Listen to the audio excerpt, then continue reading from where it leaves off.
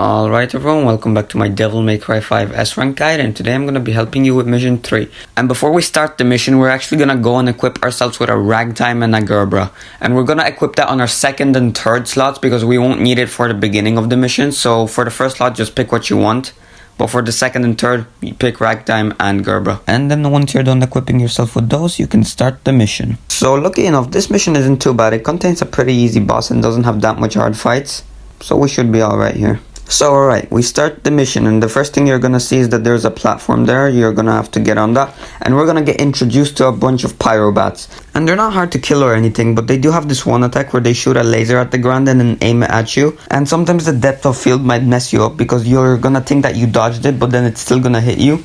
So you really wanna make sure that you dodged it, you know? But alright, the best way to beat them is just to snatch them and then start beating the crap out of them. As you can see, I'm snatching them and I'm doing random attacks. Just as I always say, make sure to vary them up. Don't do the same things. You get better style. Try taunting. And you should be good. These guys are pretty easy to kill. Their attacks are also easy to avoid. It's just a bunch of projectiles, really. Just like I said, make sure with that laser you are certain you are out of the way of it. Alright, we're done here. It's an easy fight. Next up, we move on. So the next fight is a bunch of Hellcanas, Hellantanoras and Pyrobats, which means you should be able to get a good bit of easy style in that fight, because these enemies aren't hard to beat. Just as a reminder, just make sure to try to keep the Hellantanoras from getting knocked down on the ground as little as possible, and yeah, you're gonna be good here. And even if you do knock them down, you can just avoid their attacks. So what I recommend you do in this fight is stay in the air, because then the Hellantanora can't do anything to you, and focus on the Hellcanas and Pyrobats first before you take out the Antanora. That's the easiest way, because then if you don't attack the Antanora, it can't empower, and while you stay in the air, it also can't do anything to you. So yeah, as long as you stay off the ground, you will be good. Make sure you do not buster the Hellcanas on the ground, because the animation is too damn long. So if you're bustering them, do it in the air, because otherwise you're definitely gonna get hit. And one thing you could do in this fight right now, I don't do it, but what you can do is you can start charging up your breaker right now and use its charged attack, because after this fight we will not be needing your current breaker. We are going to be using the Ragtime next.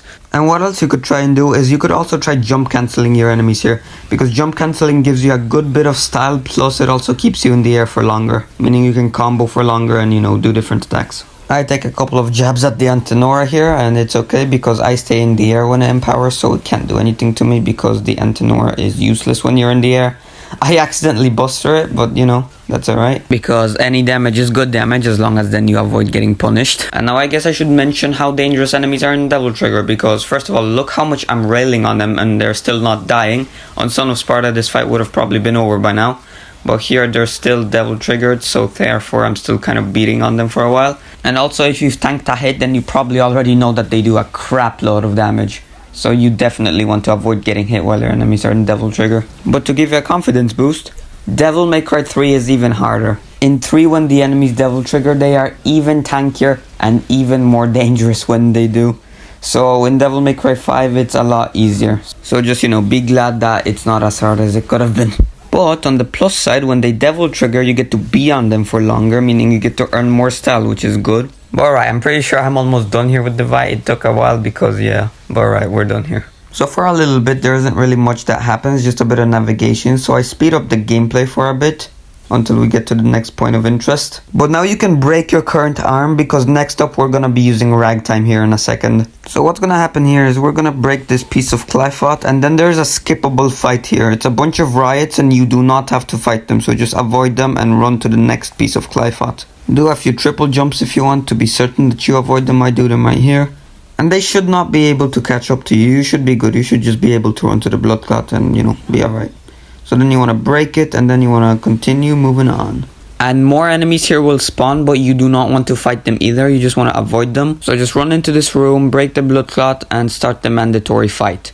So here you should break your arm already, yep. And then break the blood clot, and then here I'm going to show you what you want to do. So a Lusasha is going to spawn, and they are kind of annoying because they just kind of start teleporting around the place, so they can be kind of a nuisance to fight. So what you want to do is charge your Ragtime and then use its charge attack. Then you want to do the same with Gerbera, charge it and then use its charge attack, but do it in the air. Because if you don't do it in the air, then you're going to do the big laser instead, and you want the small projectiles. So then that should give you a good head start on taking out damage on it, because again they are kind of annoying. And then you should just land a couple of hits and shots on it, and then it should stun and you can buster it. What you could have actually done is also brought a buster arm, because if I busted it with a buster arm there, then I could have probably killed it already. And then there's also a bunch of riots here, and I cannot stress enough how dangerous these guys get when they devil trigger. This fight almost goes completely wrong for me in a second because of these guys. But alright, I killed the Lusasha, and then you really want to avoid getting hit by these guys now. A good way of killing them is to snatch them and then just beat them up. If you knock them back, you can just snatch them again. They're guaranteed to snatch. Obviously, you still want to vary up your moves. Do your charge shots, do your streaks, do your whatever. Just don't do the same stuff all the time. Alright, focus on taking them out one by one. That's genuinely just the safest way to do it. Just snatch them and then just beat on them. In this room, there's also a bunch of explosive barrels, so if you could try to use them to your advantage, just, you know, don't get hit by them too. But alright, so you see what kind of damage it just did to me. Look at that. That was 2 hits, 3 hits, and I'm almost dead. These guys are dangerous. If you take all the damage that I just did there, you want to make sure you have Devil Trigger on deck to heal that back, or at least heal some of it back. But alright, we're done here. That fight almost went terribly wrong, but we can move on. Alright, so we are almost done with the main fights in this mission. We just have one more against a bunch of Death Scissors, and then it's on to the boss fight, Artemis. So the next fight with the Death Scissors isn't hard. We're going to be using the same strategy as we did for Death Scissors in the previous videos. But the room is a bit cluttered up with bookshelves, but if you want, you can destroy them to make it easier for yourself. Alright, so run to the library, and the same strategy as we did last time. So what you want to do is just start beating the hell out of it. You're not going to be doing much damage to it, and the second your swords clash with their scissors, you want to drop down to the ground, because then you're just going to avoid its spinning attack and you'll be good. But alright, as you can see, that's one scissor broken already. And if you clash your swords when you're too close to the ground, then just jump up instead. That's going to help you. But alright, then you just want to keep doing the same thing. Beat the ever-living crap out of their scissors. And then, yeah, avoid the attack. And then once you break their scissors, you want to buster them. Look at that, scissors broken, buster, insta-kill. And then 2 more of the Death Scissors will spawn, so you just want to keep doing the same thing to them. Just focus on one, take out the scissors of one first, then buster it, and then go fight the second one. If you want, you could swap between the 2 of them at the same time, but it is quicker to just focus on one, take it out, and then go to another one. I say that as in the gameplay, I just switch my targets to another one. Call me a hypocrite all you want. And then you can also parry them if you want, and then take them out with one shot. That's also pretty a viable strategy, but it's also dangerous, because if you miss the parry, then you're gonna take a big hit, and you know that's not good, especially when it's devil triggered. So I'd say my strategy is more safe. But alright, yeah, just keep smacking it, then avoid its attacks. You see, it's on the ground there, so when it's closer to the ground, you want to jump in the air. But alright, I break the scissors, buster it, and we are done here. I then kind of speed up the footage again, because there isn't much going on for a little bit, so we just walk through here. And you want to make a pit stop at Nico's phone, because we're going right to the boss fight, so you want to make sure you have a bunch of buster arms on you. So just like last time with Goliath, you can either equip yourself just with full-on buster arms if you want, or what you could also do, which is what I'm going to do, equip yourself with an arm you're comfortable with, and then a buster arm, and then just have a buster arm every second arm. So like an arm you want, buster arm, then another arm you want, and then another buster arm, you know? That's what I prefer doing. Now just give it a second as I refill on arms, because I'm an idiot and forgot to refill on them before I started recording. But alright, as you see, I'm doing an overture, then a buster arm, then I pick a Gerbera, and then another buster arm, and I'm just doing buster arms every second arms. If you want, you can have them all buster arms if you want. But alright, on to Artemis we go. And Artemis is not a hard boss fight. I will talk you through it and help you with it. So yeah, Artemis is not a hard boss at all. It's going to be throwing a lot of projectiles at you, so you're just going to really be avoiding those a lot. So these lasers, right, it can do them either horizontally or vertically. If it does them vertically, then you just really want to dodge or run to the side or jump over them, because if you're close to Artemis and it does them, then if you jump cancel on Artemis and then go into triple jump, then you're also going to avoid them. That sounds complicated, but yeah. And if it does them horizontally, a triple jump should be enough to dodge them. Now you see those lasers that it just threw in the sky? Those are also very easy to avoid, because you're gonna see where, because if you're on the ground, you're gonna see where they're about to land. So you just want to move out of that area and you will be alright. Now those things that just threw out there, they don't really do much at the beginning of the fight, but then they do become kind of annoying later. But if you shoot them, they become grapple points. And did you see what Artemis just did there to me? That was an AoE attack, which I did not move out of the way of.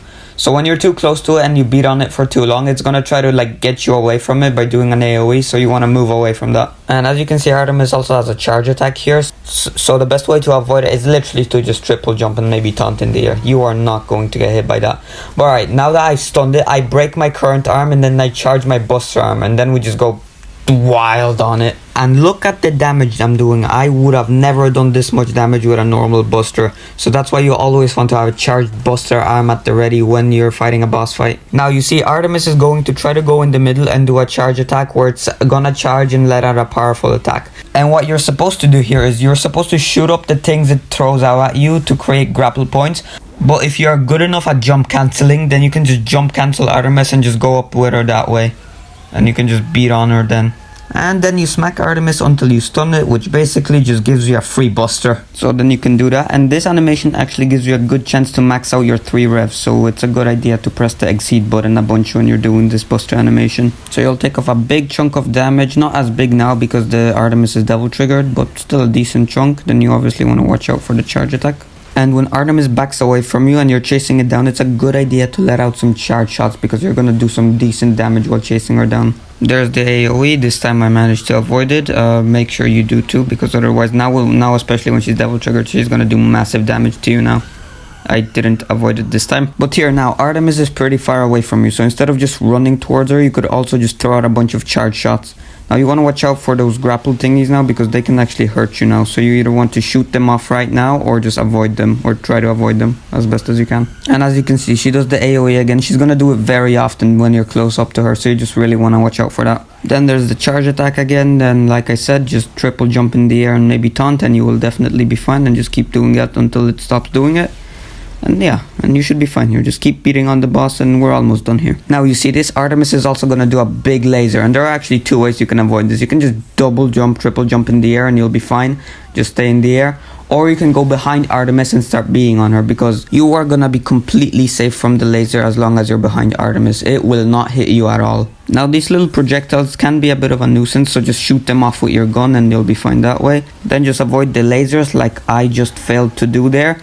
And then just beat on her and you are done here. Boom. This is not a hard boss fight. You should be fine. Skip the cutscene if you want. Boom. Boom. Pretty good style. And an S rank. And alright, hope this helped you. Hope you guys enjoyed this video. If you did, of course, leave a like and subscribe. And I'll see you in the next one. Adios.